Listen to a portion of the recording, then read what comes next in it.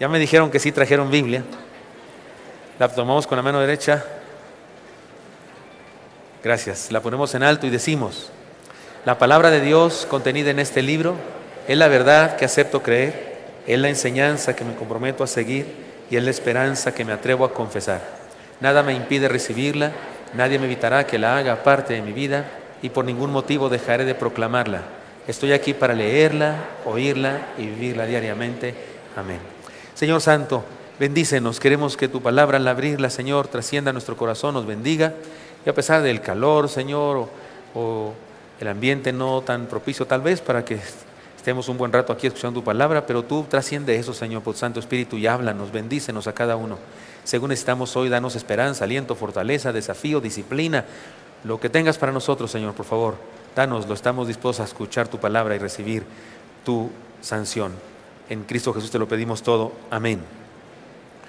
Recuerden que estamos en el mes de la familia y estamos estudiando una serie de sermones basados en un mismo texto. Desde el domingo pasado, este y el próximo, un mismo texto que nos habla de una familia que se convierte y experimenta una revolución en su vida y también se convierte en una familia revolucionaria. Es así porque estamos estudiando el libro de los Hechos y este pasaje para una familia está justamente contenido en el libro de los Hechos. Por eso nos saltamos del capítulo 8 hasta el 16, después regresaremos. Y la semana pasada, déjenme hacerlo tipo clase. La semana pasada aprendimos 2 principios para hacer una familia, así, una familia transformada que bendice a otras. Y aprendimos 2 principios. Voy a decir los nombres que les dimos curiosos y ustedes me dicen de qué se trata, ¿de acuerdo? Si alguien recuerda. El primer principio que estudiamos fue el principio de Jean Valjean. ¿Alguien se acuerda cómo se define ese principio? Morir para vivir, ciertamente. Y estudiamos también el principio del Jeopardy. ¿Alguien recuerda cómo se define ese principio? Hacer la pregunta correcta.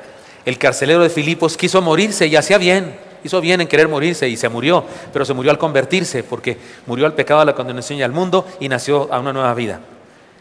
E hizo la pregunta correcta. No preguntó por qué recogen diezmos, ni preguntó cuál es la religión correcta, ni preguntó si creemos o no creemos en los santos. Preguntó, ¿qué debo hacer para ser salvo?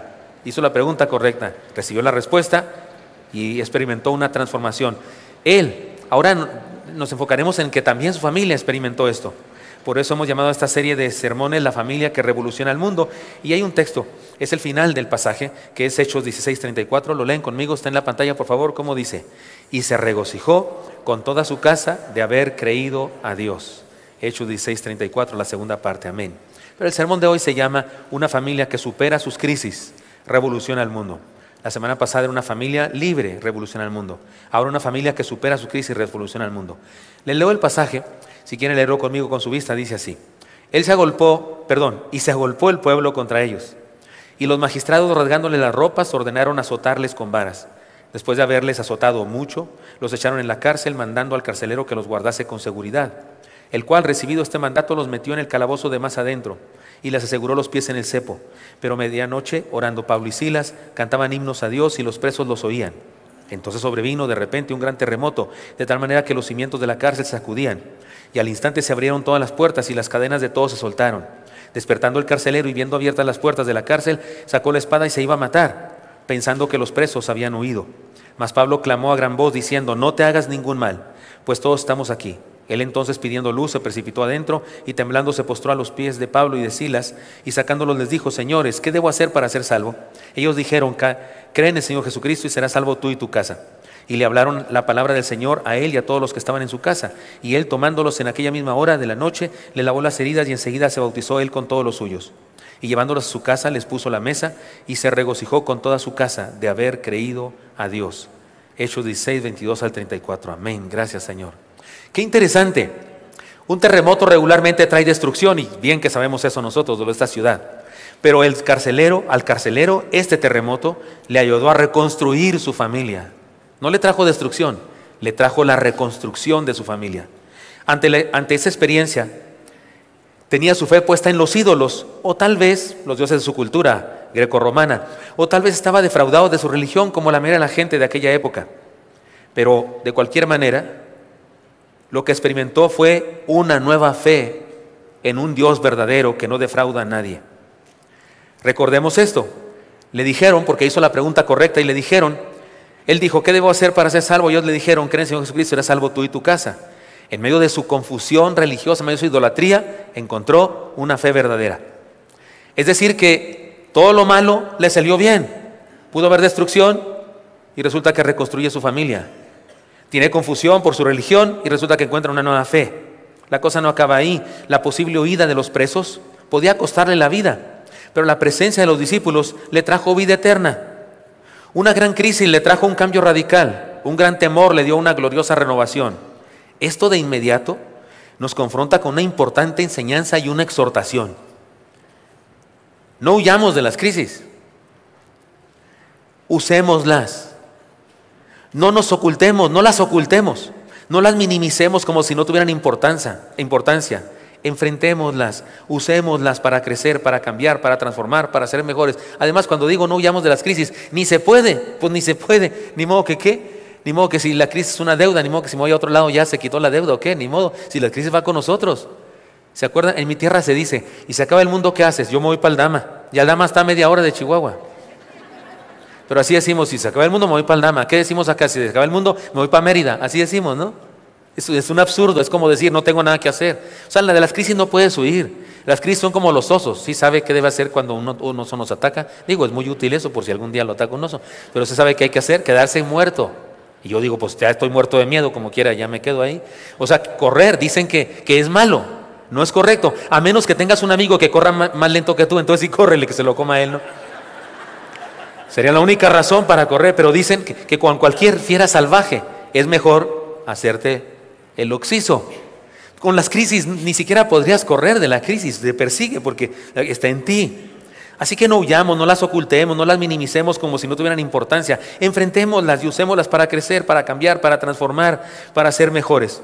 Un hijo rebelde, una esposa deprimida, un esposo o una esposa que se refugia en el trabajo, una familia que no está unida, un pecado, una enfermedad, un accidente, una pérdida, o sea, un ser querido que se nos adelanta. Representan crisis difíciles que hemos de enfrentar con valor y en medio de ellas podemos dejarnos transformar. El carcelero de Filipos y su familia entera tuvieron una crisis, y vaya crisis.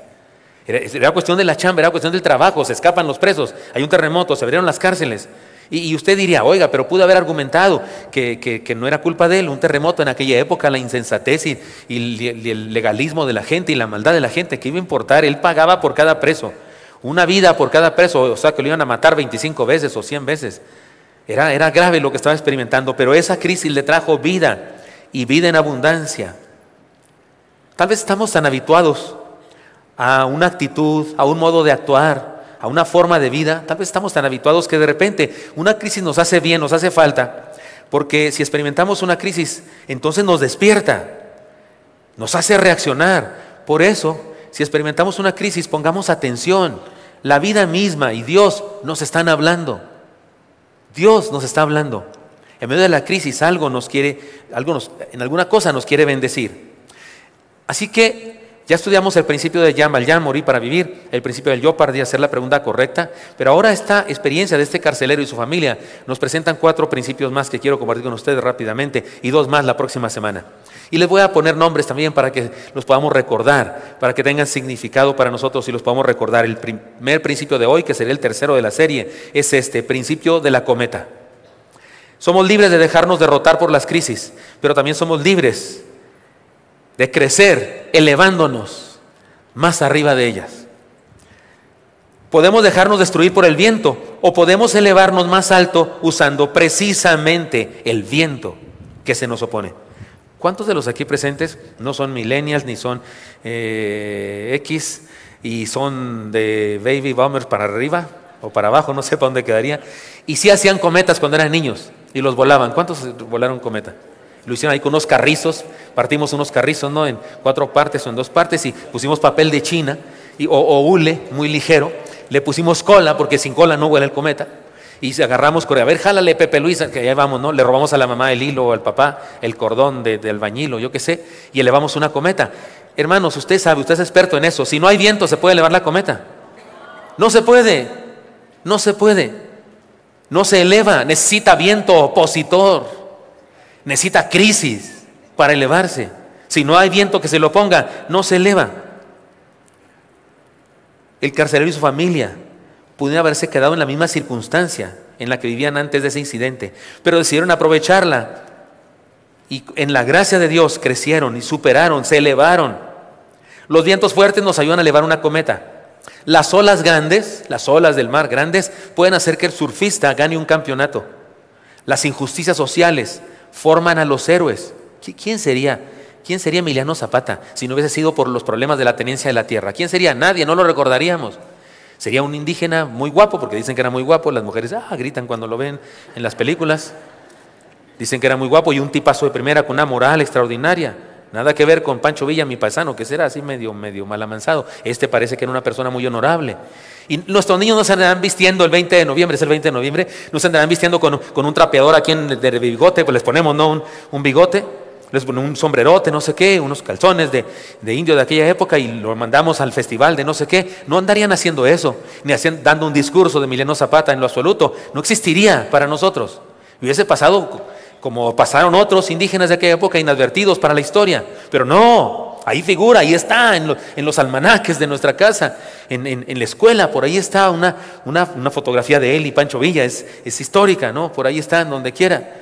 ¿Por qué? Porque una crisis le hizo héroe. Las tragedias de la vida se convierten en bendiciones. Nos encanta la historia del Éxodo, nos encanta ver a Charlton Heston, ¿sí, no? Que extiende la vara y se abre el mar. O el príncipe de Egipto, o no sé cuál, la que quiera ver, según la película que usted se acerque a ella, y nos encanta pensar en eso, en que el mar se abrió, o lo que pasó antes cuando Moisés agarra la vara y con ella la pone en el río Nilo y se convierte en sangre, y esas cosas nos encanta, pero se nos olvida que fueron casi 400 años de esclavitud. La base de esos grandes milagros, la base de esos 40 años maravillosos de vivencia, de éxito, de éxodo viene la palabra éxito, la base de eso fue la esclavitud de un pueblo, la humillación de un pueblo, la despersonificación de unas personas que habían recibido de parte de Dios un llamamiento para hacer plan de salvación para la humanidad, pero duraron varios siglos de esclavos. Eso es lo que da origen a la maravilla del Éxodo. Pero nos olvidamos de que su base fue la tremenda esclavitud en la que el pueblo estaba. Gozamos mucho al escuchar la historia del extraordinario éxito de José, el soñador. Nos encanta recordar que Faraón le llamaba Padre mío, dice la Escritura. O sea que José era el MMPF del mundo, el mero papas fritas del mundo. Lo digo siempre. Y nos encanta pensar en eso, cómo sus hermanos se inclinan ante él y se cumplen sus profecías, sus sueños, que sus hermanos circulaban en torno a él, es decir, por causa de él vivieron. Pero no se nos puede olvidar que antes de eso tuvo el odio de sus hermanos, la envidia de sus hermanos, lo quisieron matar, lo echaron a un pozo, lo venden como esclavo es acosado sexualmente por una mujer y por despecho lo mandan a la cárcel, y en la cárcel le hace un bien a dos trabajadores del rey, copero y panadero. Uno de ellos pues no podía acordarse de él, se murió, pero el otro sí pudo acordarse de él y lo olvidó por 2 años. Eso es la base de su éxito posterior. Lloramos de gozo al recordar la resurrección del Señor, pero no podemos ignorar que antes de ese milagro existió la tremenda crueldad de la cruz. Es decir, que para llegar al domingo de resurrección hay que pasar por el viernes de crucifixión. Es decir, que el camino a la tumba vacía pasa por el monte Calvario, y nos recuerda una vez más que las grandes victorias y bendiciones tienen su base de crisis. No desaprovechemos la oportunidad de elevar una cometa cuando sopla fuerte el viento. Digámosle a las crisis bienvenidas y subámonos en ellas para llegar más lejos en la vida. Y no se trata de que andemos buscando crisis, ni falta que hace, vienen solitas y como los pingüinos, vienen 3 en cada bolsita. ¿Vienen 3 o vienen 2? Vienen 2, ya lo aumenté yo 1. Voy a pedir al que lo hagan de 3. Bueno, es que las crisis son otra cosa. No tenemos que andarlas buscando, ya quedamos, ya lo he dicho. Después de los, quiero decir 50, pero me late que más temprano para algunos. Después de los 50, un día te levantas, escúchame, un día te levantas, no te duele nada, te sientes súper padre, ya te moriste, estás en el cielo, saluda al Señor, por ahí anda el Señor. Porque después de cierta edad te levantas y te duele aquí, te duele acá, ¿no es cierto? Hay crisis siempre. Cuestiones de salud, cuestiones económicas, hay crisis sociales, por Dios, hay gobernantes, tiene que haber crisis. ¿Me están grabando todos? ¿Se grabó eso? Sí lo dije, lo pensé, pero sí lo dije. Hay crisis, por supuesto que sí, pero en medio de ellas podemos crecer. Así que somos libres de dejarnos derrotar por las crisis, pero también somos libres de superarlas, elevándonos por encima de ellas. Aquí vemos a un hombre, un carcelero. Estaba tan preso como los presos que guardaba todos los días, tan preso como ellos. Pero bendito es el Señor. Esa crisis no le trajo destrucción, le trajo la reconstrucción de su familia. Y usted y yo podemos experimentar lo mismo en medio de la crisis que ahora mismo estamos teniendo. Digo, en el remoto caso de que alguno aquí esté experimentando una crisis. Si no, pues no, escuche nomás, pásesela suave conmigo aquí escuchando la palabra. A lo mejor tiene un amigo que tiene crisis y le puede contar esto, si usted no tiene una. Aunque ya me está oyendo el tono de sarcasmo que le estoy poniendo al asunto. Segundo principio, le vamos a llamar a este principio el principio de la mariposa. Somos libres de huir de las crisis, pero también somos libres de superarlas siendo transformados en medio de ellas. Una oruga, gusano, no podría aspirar a realizar ninguna gran hazaña, como subir un tronco para llegar a la flor más alta, ni subir una montaña, pero si es paciente y espera un tiempo preciso, morirá por unos días y resucitará, convertida en un ser hermoso, fuerte y capaz de volar. Y entonces podrá realizar lo que un gusano jamás intentaría siquiera. Este es el principio de la superación espiritual. Ojo, no es superación personal, ¿eh? No les voy a decir, mírate al espejo y di al del espejo, tú, oye tú, sí, tú puedes. Descubre el campeón que hay en ti. En ti hay poder, en tu boca hay un milagro. Dilo, decláralo. No voy a decir esas payasadas, herejías. No voy a decir eso. Ni espere que diga eso. Si yo le digo a usted que se ve en el espejo, le diría que le dijera al de espejo, oye tú, no puedes, ¿cómo la ves? No puedes. Eres un hombre, un ser caído. No puedes. Pero Él puede. Y si clamas a Él, entonces Él puede en ti. Este es el verdadero cristianismo. Ese otro que le dice al ser humano que puede es una herejía, es humanismo disfrazado de cristianismo, que es tristemente lo que se predica en algunas congregaciones. Así que no es superación personal lo que estoy hablando, es superación espiritual. Porque superar las crisis significa que descubramos la gracia que Dios ha puesto en nosotros. Es probable que aún no sabemos todo lo que somos capaces de hacer, y una crisis puede ayudarnos a descubrirlo. Una crisis puede ayudarnos a descubrir que caray, si soy bueno para hacer esto. En ocasiones los dolores de la vida nos ponen en la situación de hacer algo.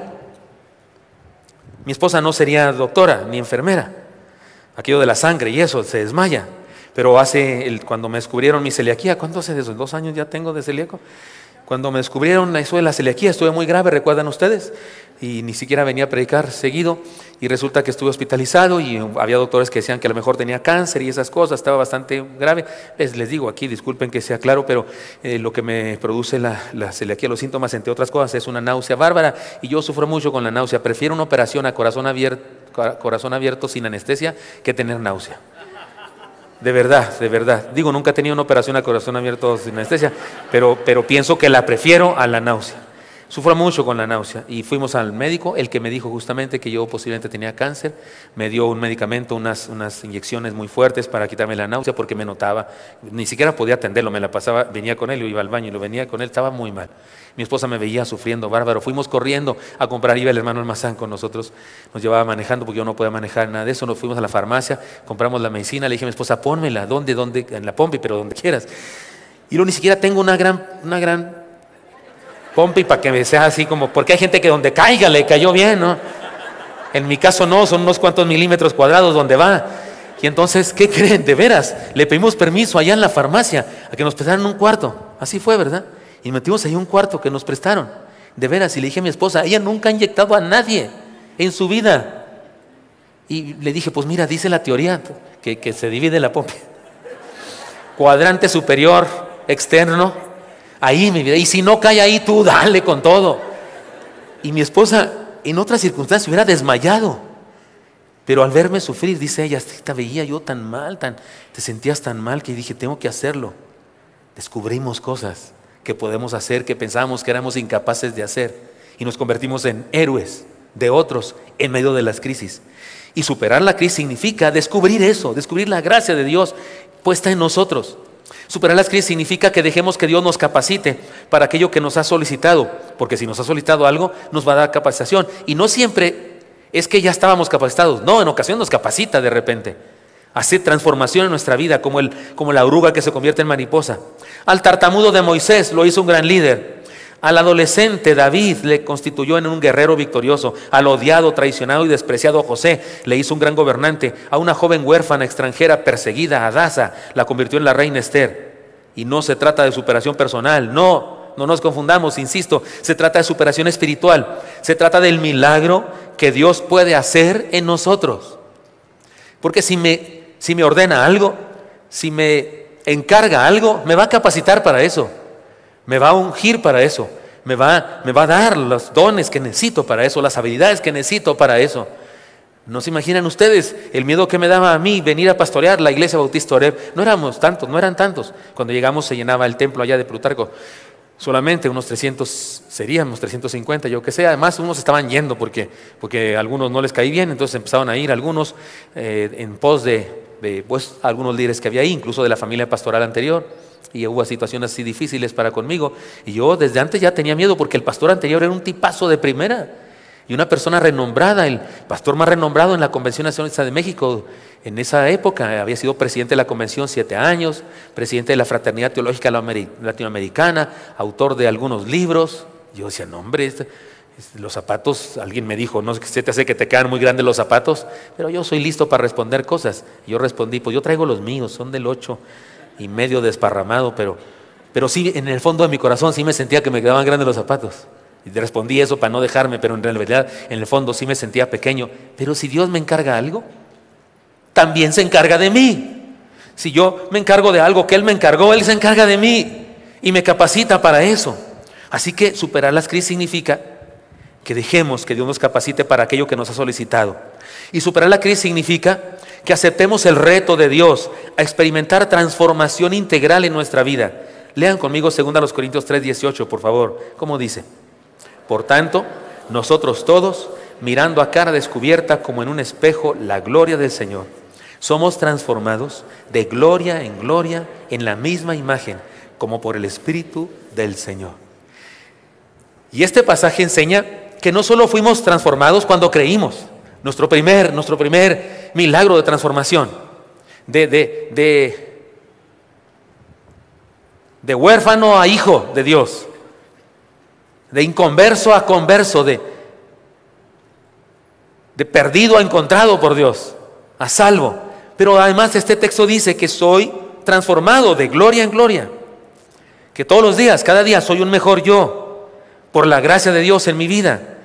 Y eso, tengo que decirlo, es parte de las crisis. Para eso son las crisis, para eso son las tormentas, para hacer de nosotros mejores personas, para elevar la cometa, para que el gusano se convierta en mariposa, para eso, para experimentar transformación. La historia de Jacob es la historia de la gracia de Dios que transforma. Miren, Jacob desde que nació era un tramposo, suplantador y aprovechado. Él no daba brincos sin guarache, el amigo ese. Es más, desde el vientre de su madre. Y usted dice, pastor, ¿dónde dice la Biblia? La Biblia dice que había guerra en el vientre de su madre. Se peleaban los hermanos. Hasta la nodriza profetizó y dijo, hay guerra aquí, hay dos mundos en guerra aquí. Ahora, en aquella época, el que nacía primero, primogénito, recibía más herencia que los demás, y en este caso recibía la herencia del patriarcado, el heredero de las promesas de Dios, el heredero del plan de Dios para salvación. ¿Se acuerdan? Nació primero Esaú, era más grande que su hermano, era más fuerte, pelirrojo, peludo. Jacob no eran gemelos, eran cuates. Y Jacob era chiquito, menudito, casero, hacía unas lentejas bien sabrosas con chile colorado. Se la pasaba en su casa, el otro cazaba, iba y traía un venado, se lo traía así encima del venado y uno dice, huele a venado. No, es Esaú, así huele él, el venado huele rico para como huele, porque era así macho, eran diferentes. Pero cuando nacieron, ¿se acuerdan? Nació primero Esaú, estaban peleándose en el vientre, pero nació primero Esaú. ¿Se acuerdan cómo nació Jacob? Trabado de su tobillo, como diciendo, yo quiero nacer primero, tú no me quitas esto. Por eso digo que desde que nació ya se sabía cómo era. Es más, se mereció el nombre de Jacob, que quiere decir tramposo, suplantador, aprovechado. En el buen chilango significa tranza. Eso le valió que le pusiera Jacob, que significa todo eso. Se aprovechó del hambre, la ingenuidad de su hermano, vendiéndole un plato de lentejas a un precio altísimo. La primogenitura, ¿cómo es eso? Viene su hermano de Oaxaca, qué sé yo, en camión, el camión se ponchó, no le dieron más que unos cacahuates ahí porque era de primera, le dieron cacahuates y un refresco. Llega a su casa y usted tiene en su casa, ¿qué le cuento? Codornices en pétalos de rosa, con unos espárragos y tomatitos así asados con hierbas finas, aceite de olivo. De entrada unos jamones serranos con melón. Estoy diciendo todo lo que me gusta a mí nada más, no sé si rima o no, pero... Y su hermano llega y le dice, oye hermano, qué rico está eso, ¿me das? Sí, pero ¿cuánto traes? ¿Cómo le vende usted a su hermano? Ahora no le vendió en 100 pesos, ¿cuánto vale una comida? Póngale 500. No, se lo vendió por su primogenitura. Oiga, así como dicen los jóvenes, neta, sí era mala onda este Jacob. Luego, como su padre no sabía del pacto de ellos, engañó a su padre para que le diera su bendición. Su padre estaba ciego, se vistió de su hermano. Engañó a su tío para despojarlo de sus ovejas. No entiendo bien aquello de que las ovejas parían puras ovejas rayadas. Si él ponía unos troncos y si los quitaba ponían así. Pero el tío le fue diciendo, te llevas todas las rayadas y al rato todas eran rayadas. No, mejor te llevas las pintas y al rato todas eran pintas. Y de alguna manera despojó a su tío. Y su tío era igual que él, eran dos agujas que no se podían picar. Los dos eran tramposos. Finalmente, después de una vida de trampas y luchas, regresa a la tierra prometida a encontrarse con su hermano que había prometido matarlo. Oigan, yo no sé usted, pero yo si lo mata, yo digo, no, pues amén, qué bueno, se lo merecía. ¿No le ha pasado que ve una película en donde unos ladrones quieren robar un banco y usted le va a los ladrones? ¿No le ha pasado eso? Y viene la policía y usted dice, no, que no los atrapen, apúrate. No, ¿no es cierto? Y el banco está cuidando nuestro dinero. Digo, tenemos un peso ahí o algo así, ¿no? Pero no se ha fijado en eso, le vamos a los malos, cuando la historia se trata de los malos, de los... Así aquí, yo le iba a Esaú, no, sí que lo mate, más yo se lo agarro para que le dé. Pero no se crean, voy a cambiar de opinión cuando me encuentro con lo que pasó. Cuando se queda solo Jacob, se queda solo absolutamente, manda a su hermano regalos, porque hasta ahí era malicioso, hasta ahí se nota la forma de ser. Le manda a su hermano camellos, vacas, ovejas, todo, y se las manda con sus esposas. Tiene 4 esposas, Silva, Bila, y Lea y Raquel. Lea y su otra esposa, y Raquel y Lea, sí, Raquel y Lea. Y manda primero a sus esposas que no quiere, luego a la que más o menos, y luego a la que amaba, también la manda. A los 4, pero así en turnos. Y él se queda solo. Y tiene una experiencia en relación con Dios que la Biblia describe como una lucha con un ángel. Ya he confesado que yo no entiendo eso. No sé cómo fue, pero sí entiendo lo que pasó y el propósito de eso. Me parece que lo que está pasando es que Jacob está orando con Dios y le está diciendo Jacob a Dios, Dios, estoy harto de ser Jacob. Es decir, estoy harto de ser un tramposo, el que se me pone enfrente, le hago trampa.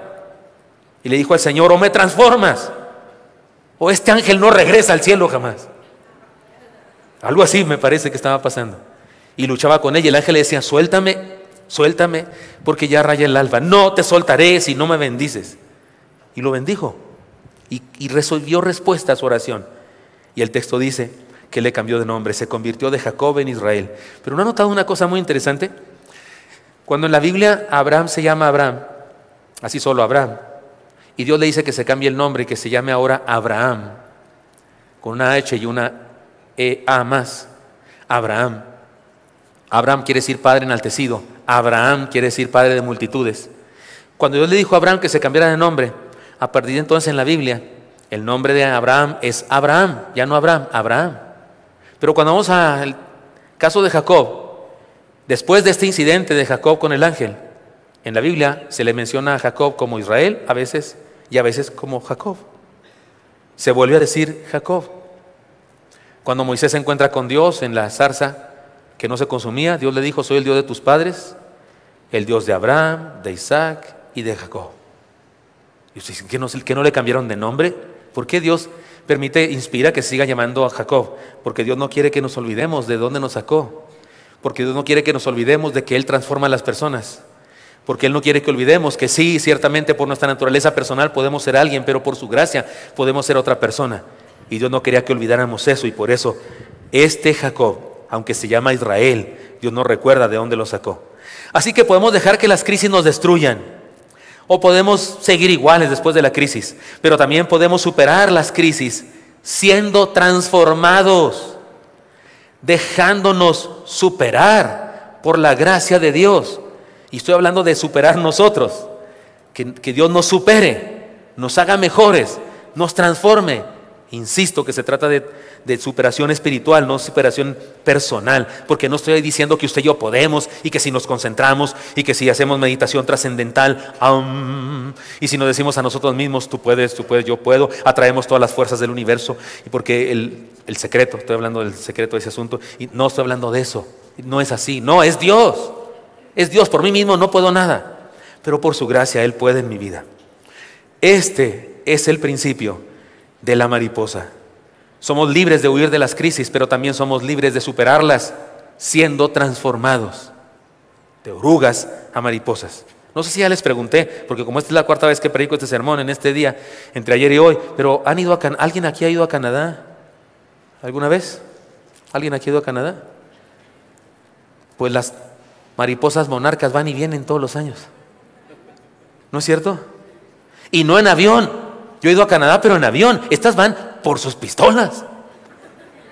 ¿No es cierto? Solitas. Ahí van, hasta quién sabe qué alturas alcanzan, y luego se van. Y miles de kilómetros para llegar. Una oruga no te trae ni un café del Oxxo. Oye, tráeme un café. Pregúntale, verás que no te trae nada. Pero estas, después de morir unos días y resucitar en mariposas, pueden hacer un viaje bárbaro que usted y yo solos a pie no lo haríamos jamás. Y estos bichos, insectos les llamamos, ¿no? Tal vez Dios hizo eso para que nos recuerden el principio de la mariposa. Podemos dejar que las crisis nos destruyan o seguir iguales después de ellas, o podemos dejar que la gracia de Dios nos transforme en medio de la crisis y la superemos por haber sido transformados. Principio del bautismo: sumérgete en la fe. Este carcelero de Filipos sí que vivió a plenitud la fe. Hizo la pregunta correcta, la más trascendental de la existencia: ¿qué debo hacer para ser salvo? Escuchó la respuesta, siguió las instrucciones, sacó a los discípulos de la cárcel, los llevó a su casa, confió en ellos, es decir, inició de inmediato, dice que le hablaron la palabra de Dios, inició de inmediato su discipulado, llevó su fe hasta su casa, y los demás de su casa también se convirtieron. Realizó labor de servicio, lavándoles los pies y las heridas a Pablo y a su acompañante, cumpliendo lo que el Señor dijo, que sirviéramos los unos a los otros. Se bautizó con toda su familia y compartió su mesa en el compañerismo propio de los creyentes en Jesús. Oiga, qué manera de crecer. En un mismo día hizo todo lo que algunos cristianos no hacen ni en toda su vida. Si nuestro cristianismo no nos hace actuar, amar, servir, compartir, no es cristianismo, es religión. Para tener una familia libre de ataduras, renovada, sanada, sin complejos, sin vicios, sin enfermedades espirituales mortales, necesitamos vivir a plenitud todas las áreas de la fe. En la iglesia se adora a Dios, en la iglesia se aprende, se proclama el evangelio, se sirve al prójimo, se convive en la familia de la fe. Es decir, se hacen las 5 funciones de la iglesia. En nuestra iglesia tenemos una declaración de misión. Y decimos que nuestra misión es proclamar el evangelio, enseñar la palabra, servir al prójimo, convivir en amor y adorar a Dios sobre todas las cosas hasta mostrar el carácter de Cristo. Proclamar, proclamación, enseñanza, pesca, servicio, comunión y adoración. Las 5 funciones de la iglesia. Y este carcelero de Filipos las hizo todas en un solo rato. Y algunos creyentes no hacen eso ni en toda su vida, porque hay creyentes que vienen al templo como venir a misa. Vienen a misa, la misa de 12, la misa de 10, a oír al sacerdote que les toca. Perdonen que no traiga sotana ahora. Y luego ya se van, yo voy a lo que voy, y se van. ¡No! ¿Y dónde queda nuestro compañerismo? Para eso hay grupos celulares. Pero eso ayer nos reunimos los matrimonios, 108 matrimonios nos reunimos ayer, estudiando la palabra del Señor, el segundo compromiso del matrimonios comprometidos. Y ayer a mediodía yo estuve reunido con los consejeros, unas carnitas sabrosísimas que nos hizo el hermano Pascual. Ahí estaba el caso. Y yo decía, ¿qué caso tiene que estén ahí las carnitas? Y me las traje para acá. Y nos comimos con una salsa, de esa salsa que da gusto echarle, aunque se caiga tantito, su limoncito, sus hierbas. Nos hizo el hermano una ensalada de pepino, con pepino, mango.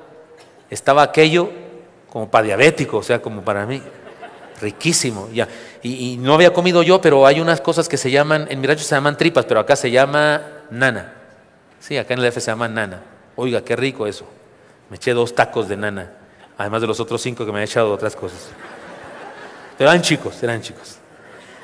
Oiga, ¿qué estamos haciendo? Compartiendo la palabra, ¿no es cierto, hermano? Me tocó compartir la palabra, predicar, dar palabras de aliento a los hermanos, discutimos cómo hacer mejor nuestro trabajo con los jóvenes y ni hablar de las actividades. Y ahora el viernes se van las mujeres victoriosas y las mujeres de nuestra iglesia al retiro, allá a San Miguel Regla. ¿Cuántas van, hermanas? ¿Cuántas van ya inscritas? ¿Cuántas? 170, Dios santo, a lo mejor no voy, mi vida, ¿qué voy a hacer entre tantas mujeres yo solo? 170 más lo que se acumula esta semana, dicen algunos. Todas esas actividades son oportunidades. Y el 9 de junio, congreso de varones, por favor, hermana, mande a su esposo, no a volar, mándelo al congreso. Todas esas cosas son actividades. Podemos decir que el carcelero de Filipos, podemos decir que fue al culto, y luego fue a una zarza, y luego se bautizó, y luego fue a la reunión del fuego nuevo, y luego fue al camino de Maús. Es decir, en un solo rato hizo un montón de cosas en su vida cristiana. Eso es sumergirse. Por eso llamo a este principio el principio del bautismo: sumérgete. Si nuestro cristianismo no nos permite todo eso, entonces debemos analizarlo claramente. Desgraciadamente algunos creyentes se involucran solo superficialmente, solo en alguna área de la vida. Necesitamos vivir a plenitud la vida cristiana. Algunos hasta dejan de paso a otras áreas de la vida y hasta ven a los nuevos creyentes que están muy contentos y muy como diciendo, pobres ilusos. Eso se pasa, pobres. Mira, ahí anda bien emocionado. Yo ya pasé por ahí, pero ¿no se acuerdan de esa palabra que le dijo Dios a la iglesia de la Odisea? Tengo contra ti que has dejado tu primer amor. Has dejado esa época de pasión, de gozo que tenías por haber creído en mí. El bautismo en agua es un símbolo de bautismo espiritual. Significa, porque es una inmersión, te meten en el agua todo por completo. Es un símbolo de que has sido sumergido en la iglesia. Dice, por un solo espíritu fuimos todos bautizados en un cuerpo. El Espíritu Santo nos agarró, el Espíritu Santo es el que bautiza, nos agarra del mundo y nos sumerge en la iglesia. Y somos parte de una congregación y estamos sumergidos y participamos en todo. Yo les he contado que yo cuando me bauticé nunca había a nadie bautizarse antes que verme a mí bautizarme. Porque no había muchos bautismos en la iglesia, pero se hizo una sesión de bautismos y nos aconsejaron, nos dieron clases y todo eso, en el bautisterio en la iglesia donde yo fui pastor. Después, primera esa bautista de Chihuahua, el bautisterio está en alto, así como parece una pantalla, ahí está el hueco, y para entrar allá hay que ir por unos pasadizos secretos, llegamos a un cuarto, para entrar al bautisterio está una puerta cerrada. Luego vino el pastor acá y nos contó cómo iba a ser, y luego se metió con un primer candidato, se cerró la puerta, y yo oía agua allá, y el otro salía mojado. De veras, va a decir usted qué bruto estaba el pastor, pero yo sí pensaba que era algo secreto, místico, que ahí estaba yo con el pastor solo y que me hacía algunas preguntas o qué sé yo, oraba por mí, alguna cosa, llegaba el Espíritu Santo, alguna cosa, y pasaba eso. Pero cuando ya me tocó a mí, fui el último, todos habían salido mojados, ya estaban cambiando, y se ve la mano pachona así que dice, venga. Y entonces yo entré, y hasta entonces me di cuenta que estaba frente a todos, así estaba el público, la gente, hasta me sentí artista y empecé a saludar, ¿cómo están? Y luego ya el pastor me llamó la atención y me dijo, aquí, como estaba más alto, iba a pegar allá, me pidió que me agachara esas cosas, y ya me bautizó, y luego mis lágrimas se juntaron con el agua del bautisterio, porque fue muy significativo para mí.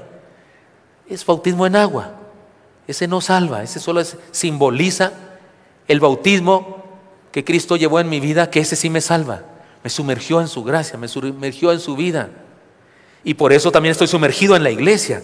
Hermanos míos, no perdamos de vista eso. No fuimos bautizados mojándonos el copete. También hacía años, cuando tenía 3 meses, me bautizaron, pero no fue bautismo, nomás mojaron el copete. Ahí estaba yo gordo, porque estaba muy gordo. Mi esposa ha visto, me decían el muñeco. Ay, disculpen. Y estaba bien gordito, de verdad bien gordito, como el anuncio que anuncia llantas ese, no sé cómo se llama el que anuncia llantas. Así, de veras, estaba gordo. Y me mojaron la mollera. Monseñor Quiñones, sacerdote ahí de Santuario de Guadalupe en Chihuahua. Después también hice la primera comunión y ¿cómo se llama la otra cosa? La confirmación. Por poco y me da los santos óleos, pero no, él ya partió y yo sigo aquí. Pero eso fue solamente mojar la mollera. El bautismo en Cristo es la inmersión completa. Algunos solo se atreven a mojarse el copete de la fe cristiana y se resisten a inundarse de la vida verdadera en el Señor. Tengo contra ti que has dejado tu primer amor. No perdamos de vista eso. le dijo el Señor a la Odisea. Tengamos cuidado de nuestra familia y promovamos que la vida cristiana inunde nuestra casa a plenitud. Somos cristianos todos los días, a todas horas, bajo cualquier circunstancia. No vamos a caer como aquella niña que le pregunté un día, oye, mija, creo que tu familia son cristianos, ¿verdad? Y me dijo, creo que sí, los domingos. Ya intuye usted de qué se trataba. 3 principios llevamos hasta ahora, ¿verdad? Principio de la cometa, podemos ser derribados o podemos elevarnos. Principio de la mariposa, podemos ser destruidos, seguir iguales o ser transformados por la gracia de Dios. Principio del bautismo, sumérgete en la fe. 4º principio y último de este mensaje, el principio del chocolate. Disfruta la fe. Y si a usted no le gusta el chocolate o le da alergia, pues póngale el principio del pay de queso. O el principio de las glorias de Linares. O el principio del latte de guayaba. O el principio de el mazapán. Ya dije la gloria de Linares. O el principio del Kit Kat, o el Milky Way, o el Three Musketeers, o el que usted quiera. ¿Se acuerdan los Almond Ris? ¿Se acuerdan los Almond Ris? ¿Ya no hay Almond Ris? Qué lástima que todavía haya, porque ya soy diabético y no puedo comer, pero ese era mi dulce favorito de chamaco. Bueno, ese es el principio que le quiero compartir, el principio de algo que le gusta mucho a usted. Disfruta la fe. Y se lo explico contándole una historia para que quede más claro sin argumentos. Cuando yo era niño estudiaba en la escuela de religión, mis maestras eran monjas y mi escuela estaba en una parte donde abajo de la escuela había un monasterio. Y una monjita un día, en buena onda, no quiero hablar mal de ella, en buena onda nos quería enseñar algo muy valioso, nos llevó de poquitos en poquitos a una capilla subterránea, que íbamos por unos caminos, olía húmedo, hay una capilla bien hermosa, llena de cuadros y de vitrales, y en una cierta mesita había un candelabro con una vela encendida, ella la encendió, pero una vela que evidentemente había habido muchas velas porque había mucha parafina, y nos pidió que tocáramos el fuego, que metiéramos el dedo al fuego, y bueno, uno hasta se quemó y lloró poquito, y luego nos dijo, ¿duele el fuego? Sí, dijimos todos, y entonces dijo, pues en el infierno hay una llama gigantesca que abarca todo el cuerpo y ahí se van por la eternidad los niños que se portan mal. Solo le faltó hacerle así. Todavía sueño con esa historia. Todavía voy al psicoanalista con eso. No es cierto, ya lo superé el mes pasado, creo. Oiga, no era mala onda la monjita. Quería hacernos un llamado, una exhortación moral, a portarnos bien, a no ser malosos como chamacos, pero lo hizo dramáticamente, ¿no? Bueno, yo tengo otro estilo, porque creo en la gracia del Señor. Durante un tiempo sufrí mucho al pensar en eso, al pensar en el dolor, al pensar en el infierno, sí atormentaba mi vida, porque sí era creyente de las cosas espirituales, pero descubrí la gracia del Señor. Martín Lutero leyó Romanos 1:17, mas el justo por la fe vivirá. Por la fe, por la gracia de Dios somos salvos, por haber creído. No es obras. No es mi comportamiento, porque yo pensaba cuando la monjita dijo eso, dije, no, pues yo estoy frito, no. Hasta empecé a sentir el calor ya de una vez, porque yo decía, hoy me voy a quemar para siempre. Y eso de que fuera para siempre me atormentaba mucho. Bueno, ahora yo voy con los niños y les llevo chocolates y les digo, ábranlos, que no se puede hoy sí, porque está el pastor aquí, ábranlos, cómanselos. Y no les digo que el cielo es un chocolatote, pero sí les digo que caminar con Cristo. Y luego finalmente ir al cielo es más dulce, más agradable, más disfrutable que comerse un chocolate el más sabroso que queramos. Es la misma exhortación, tomar buenas decisiones, hacer el bien, es la misma exhortación, pero dicha de una manera diferente. Pues me parece que el cristianismo escoge esta manera, por eso llamo a esto el principio del chocolate. Se regocijó con toda su casa de haber creído en Dios. De esto se trata el principio. No dijo el carcelero a su esposa, ay vieja, la torre, pues ya no vamos a poder ir al antro, que ya somos cristianos. Vieja, ni modo, vamos a tener que tirar los cigarros porque ya no vamos a poder fumar porque ya somos cristianos. No dijo eso, no fue un ya no podemos, porque hay gente que cree que el cristianismo es eso, es no poder cosas. El cristianismo es, ya no, tengo prohibido esto. Aquí no se prohíbe nada, yo me puedo echar 4 cajetillas de cigarros, no está prohibido eso. El asunto está en que puedo no fumármelos. Soy libre de no fumármelos. Una porquería de este tamaño no me obliga a la vida, no me esclaviza.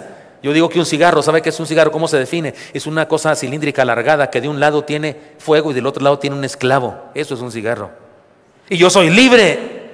Le puedo decir a esa mugre, no te necesito. Así que no fumo porque esté prohibido fumar. No fumo porque soy libre, no lo necesito. Los que fuman no fuman porque pueden fumar, olvídese, son esclavos de esa porquería. De hecho, no pueden dejar de hacerlo. No es que sean libres de fumar, no, Señor, son esclavos de hacerlo. Igual que cualquier otro pecado. Así es que, ojo con el cristianismo, porque hay gente que enseña un cristianismo de prohibiciones. Y por eso hay gente que piensa que el cristianismo es aburrido. No, es feliz, se regocijó con toda su casa de haber creído en Dios. Qué final tan expresivo de esta historia de la conversión del carcelero. La fe cristiana definitivamente está llena de felicidad, está ligada a la felicidad. No es concebible un cristianismo lleno de tristeza y carente de felicidad. No es concebible un cristianismo lleno de amargura y desolación. Es triste, pero adultos, jóvenes y adolescentes y niños a menudo entienden que la fe es algo aburrido, oscuro y triste. Hay quien piensa que mientras más sufre un cristiano, más cristiano es. Hay quien cree que mientras menos se divierte, obtiene más santidad. El carcelero experimenta un gran gozo al iniciar su vida. Y el apóstol dice, por tanto, de la manera que habéis recibido al Señor Jesucristo, andad en Él. Bueno, pues el carcelero lo recibió con gozo, pues que siga con gozo. Y usted y yo pudimos haber recibido a Cristo en medio de una crisis. Pero al recibir a Cristo experimentamos plenitud, experimentamos paz, experimentamos esperanza. Pues en esa esperanza, paz y felicidad debemos continuar. No nos quedemos tranquilos cuando un hijo o una hija manifiestan una tristeza crónica en su rostro y actitud, ni cuando intente evadirse con la música o con alguna otra actividad. No toleremos la tristeza de nuestro esposo o esposa, no aceptemos como norma nuestra propia desilusión, ni nos ocultemos tras la filosofía de todo mundo está igual. El texto que yo más cito en mi vida es Juan 10:10, y razones tengo para hacerlo. ¿Se lo sabe usted de memoria? El ladrón no viene sino para hurtar, matar y destruir. Todo lo que me quita felicidad y plenitud está mal. El ladrón no viene sino para hurtar, matar y destruir. Yo he venido ¿para qué? ¿Recuerdan para qué? Para que tengan vida y para que la tengan en abundancia. Es decir, que no solo tenemos la oportunidad, sino la obligación de ser felices. No solamente es una oportunidad, es mi ministerio ser feliz. Allá en Chihuahua la gente se arruga más, porque somos ahí desérticos. De verdad, el desierto arruga más a la gente. Y tengo una tía, falleció ya mi tía, pero mi tía, alguna vez alguien le quería que le ayudara, quería darle trabajo vendiendo cremas para la piel, cremas para tener el cutis bonito, pero ella decía, yo soy una pasa. Además ella era muy rubia y parece que la gente así se arruga más por el sol. Y mi tía decía, ¿qué te voy a andar yo diciendo? Compres esta crema, es muy buena para el cutis. Y yo toda arrugada, decía ella. Igual pienso que le pasaría a un cristiano. No, pues conviértanse a Cristo. Él trae felicidad. Hay gozo en la fe cristiana. Nadie te lo cree, mano, cállate, di que eres otra cosa, di que eres mormón, algo. Di que eres de los del ahí de pare de sufrir algo, invéntate otra cosa para que queden mal ellos, no nosotros. No, Cristian, los inconversos, los vecinos, no les impresiona que no fumes, ni saben que no fumas, ni saben, no les impresiona que no dices palabrotas, ni saben, hasta sospechan que sí dices, y algunos sí dicen, por cierto.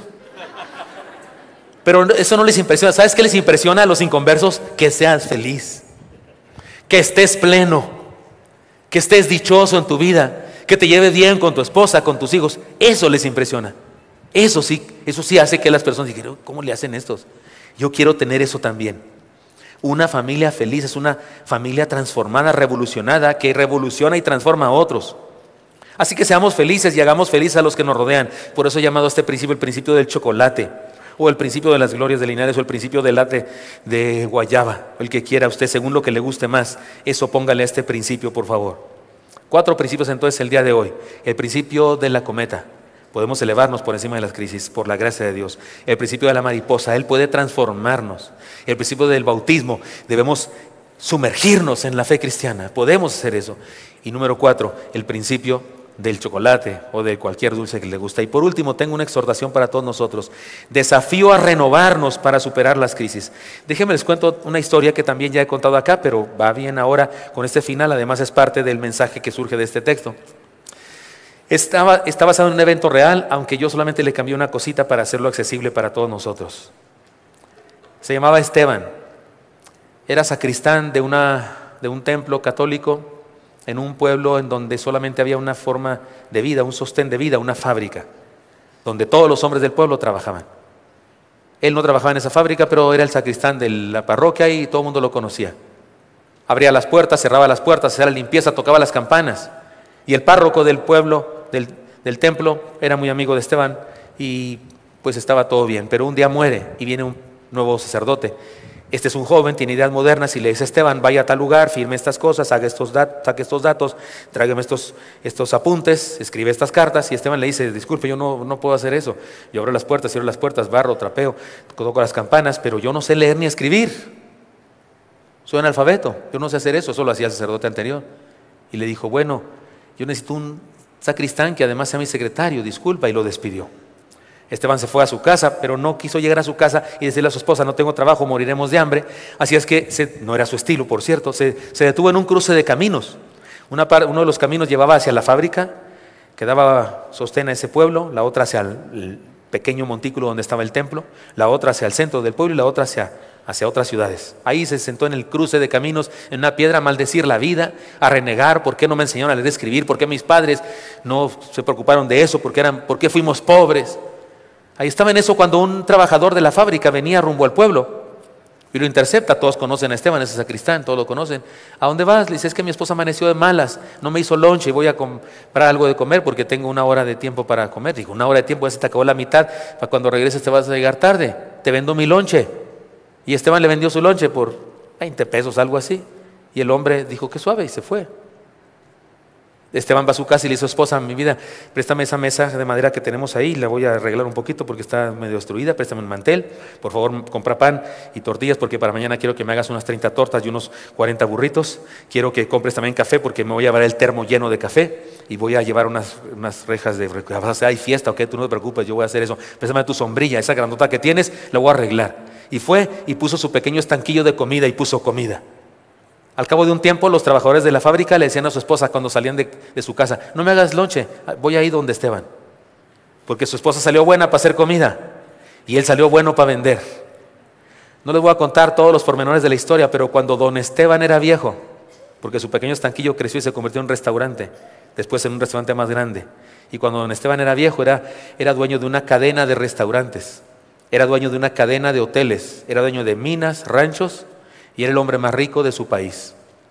Unos extranjeros tenían un producto que querían vender, hicieron una investigación y descubrieron que don Esteban era el mejor negociante de ese país y decidieron hacer un pacto con él y le propusieron un negocio. Y don Esteban, que era bueno para oler los buenos negocios, aceptó. Y el día de la firma, ahí estaban, había reporteros de algunos diarios y ahí estaban, y don Esteban, con su vestimenta impecable, sacó su pluma de oro, su pluma fuente de oro, y al firmar puso una cruz. Y en toda reunión de ese tipo nunca falta alguien que sobra, ¿no es cierto? Hubo uno ahí que hizo una pregunta: ¿por qué puso una cruz, don Esteban? Y don Esteban no andaba promoviendo de dónde venía, pero tampoco negaba su origen humilde. Le dijo, así como en privado: es que no sé leer ni escribir, joven. Y el imprudente dijo en voz alta: don Esteban no sabe leer ni escribir. Y todos oyeron. Y luego quiso arreglarla porque las cámaras de inmediato se vieron los focazos de las fotos. Y luego quiso arreglarla y dijo: no sabe leer ni escribir. Y es dueño de una cadena de restaurantes, y es dueño de una cadena de hoteles, y es dueño de minas y ranchos. Y es el hombre más rico del país y no sabe leer ni escribir. Pues ¿qué sería si supiera leer y escribir? Y don Esteban dijo: sería sacristán. Si yo supiera leer y escribir, sería sacristán, joven. Eso sería. El que contó esta historia, donde yo la leí, no me dice si era cristiano o no. A lo mejor era así, no sé. Pero de cualquier manera, esa historia se repite todos los días entre nosotros. Una crisis, un despido, una situación de desventaja nos pone enfrente a una gran aventura, en donde se descubren cosas que sé hacer y no sabía que sabía hacer, en donde aprendo a hacer cosas que en la gracia de Dios soy transformado, y resulta que cosas que yo pensé que nunca podría hacer, las hago muy bien, porque en su gracia transformó a la oruga en mariposa y me dio capacidades y me permite elevarme más alto que el viento, y con más oposición más me elevo y me transforma y me sumerge en su fe, en su iglesia, con otros cristianos, y soy enriquecido, y me permite experimentar todo eso en el gozo de haber creído en el Señor.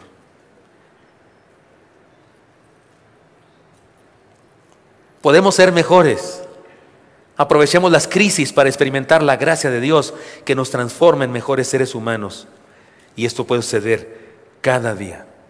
Nuestra familia, la familia que usted y yo tenemos, cualquiera que sea, cualquier modelo que sea, tenemos esposo, esposa, hijos, hasta pericos y cosas así. Tenemos nueras, yernos y los nietos que son el milagro genético. ¿Sí sabía por qué son milagro genético? Usted tiene una hija, su hija tiene el nieto más hermoso del planeta, y eso que nació del barbaján ese de mi yerno, ¿no? Eso se llama el milagro genético. Perdonen todos los yernos aquí presentes, en el caso suyo es diferente. O si tenemos un modelo de familia en donde somos solamente dos esposos sin hijos, o nuestro modelo de familia es mi mamá y yo, o mi tía y yo que me crió, o mi hijo y yo, mi hija y yo. No importa cuál es su modelo de familia, eso es su familia. Y esa familia es familia de Dios. Dios la tiene en sus manos y quiere transformarlo a usted, y quiere transformar a su familia, y quiere usarle para bendición de otras vidas que nos rodean. Así que, queridos hermanos, sí, ese es el desafío, a renovarnos. Y usted y yo podemos hacerlo ahora mismo. ¿Qué tenemos que hacer? Vamos con Dios, vamos ahora mismo al Señor y digámosle: Señor, aquí está mi vida, necesito que me transformes. Tal vez queremos decirle: necesito sumergirme en la vida cristiana, solamente estoy bautizándome el copete, solamente alguna área de la vida, pero quiero integrarme más a más cosas, Señor. Quiero vivir esta fe en gozo, en alegría. Quiero, Señor, elevarme por encima de mis dificultades, de mis imposibilidades.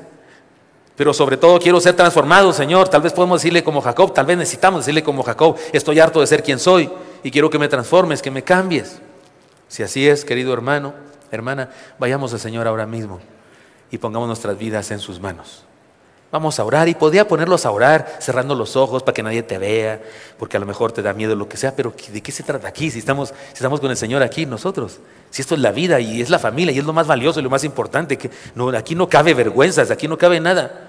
Aquí solo cabe una decisión. Por eso le invito, si alguien aquí le quiere decir al Señor: Señor, aquí está mi vida, te pido que obres en mi vida por tu gracia y que transformes mi existencia un poco más o un mucho más, y que me permita, Señor, tener una familia que te glorifique. ¿Hay alguien que quiere decir al Señor eso? Le pido, le desafío a que ahí en su lugar se ponga de pie junto conmigo, que ya estoy de pie, y oremos juntos al Señor.